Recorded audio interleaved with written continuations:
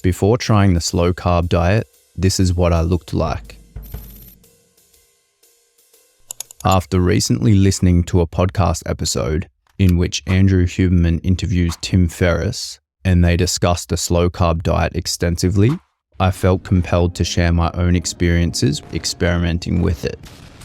I've tried many different diets in the past, but struggled to stick with them long term. When COVID hit and I was unable to go to work, I suddenly had even more time to read. That's when I decided to delve into The 4-Hour Body by Tim Ferriss and discovered the slow carb diet. Published in 2010, The 4-Hour Body covers many practices that, as Andrew Huberman notes, are only now becoming popular. I'll provide a link below for anyone interested in learning the finer details of the diet, training routines, and other related information. It's a thick book, but an easy read and a powerful resource that I strongly recommend to anyone considering the diet. Ferriss emphasizes that it's not necessary to read his book from cover to cover. You can jump straight to the chapters or topics that interest you. My key takeaways from the book were the slow carb diet, cold exposure for fat loss, weight training just a couple times a week, and the cat vomiting exercise that I'll leave a link to in the comments below. I implemented these tactics immediately. I found the slow carb diet simple and easy to follow. One of the great things about the diet is that you don't have to miss out on social activities, like going out for dinner with friends, because most restaurants offer meals that comply with the slow carb principles. The slow carb framework essentially involves not drinking calories, black coffee and tea are encouraged, not eating anything white like rice, potatoes and bread, etc., consuming 30 grams of low-calorie protein within 30 minutes of waking, avoiding fruit, and the best part, indulging in a full cheat day every single week. As for the cheat day, it consists of the window of time between 2 nights of sleep, not a full 24 hours. I was fortunate to be living opposite the ocean and started the diet just before winter. So for cold exposure, for the first 30 days, I sat in the ocean for up to 10 minutes every morning and evening. Thereafter, I went once daily for a while and eventually only occasionally. These days, I incorporate contrast therapy into my routine by using a local sauna and pool, or ice baths occasionally. The evidence for their numerous benefits to well-being and health is constantly growing. I followed the routine outlined in the book for weight training. A training day is followed by 2 days of rest, then training again, and simply repeating this cycle.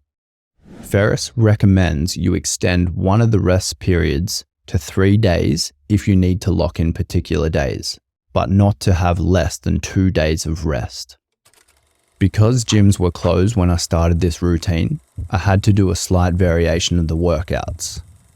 My workout A consisted of chin-ups, dips, and wide grip push-ups, aiming to do each rep slowly with a 5-second by 5-second cadence. This ensures the muscle is under tension longer, eliminating the chance to use momentum in the exercise. I'd aim for 10 reps for each exercise and repeat this sequence 2 to 4 times. My workout B consisted of a heavy dumbbell front squat, arse to heels, squeezing the glutes at the bottom for 1 second before rising, and walking lunges. Also aiming for 10 reps for each exercise and repeating this sequence 2 to 4 times. Workout B also included 2 arm kettlebell swings at a normal pace and each set until failure, until a total of 75 reps was achieved.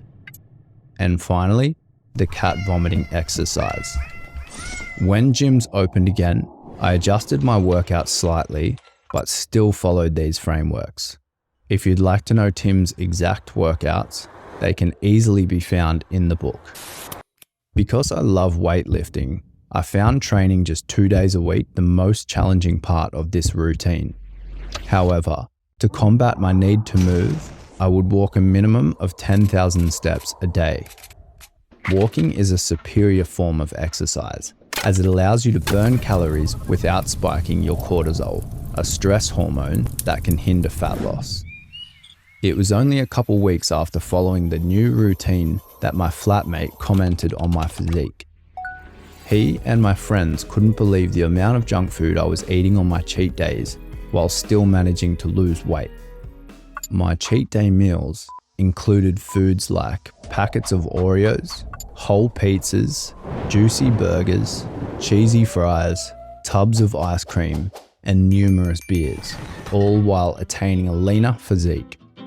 Ferriss explains how this is possible in a chapter of the 4-Hour Body dedicated to damage control. Tactics like eating cinnamon, depleting your glycogen prior to indulging, and doing squats after eating junk food can help mitigate the effects of a cheat day. I'm 5 feet and 11 inches tall and managed to get down to a humble 73 kilograms. My vascularity shot through the roof. It was clearly noticeable in my arms and my torso. My face also became quite lean as a result. Unfortunately, I didn't measure my body fat percentage, but this was easily the leanest I've been in my entire life. If anyone has a good visual gauge, I'd love to know what percentage you think this may be. So now, years after implementing the slow carb diet, I continue to follow many of its principles, largely due to their simplicity. It's definitely the easiest diet I've managed to follow long term, and I recommend trying it if you have struggled to stick with other diets in the past. If you enjoyed this video, there's a good chance that you'll like some of my others, so please like, comment, share, and subscribe to the channel. And until next time, take care.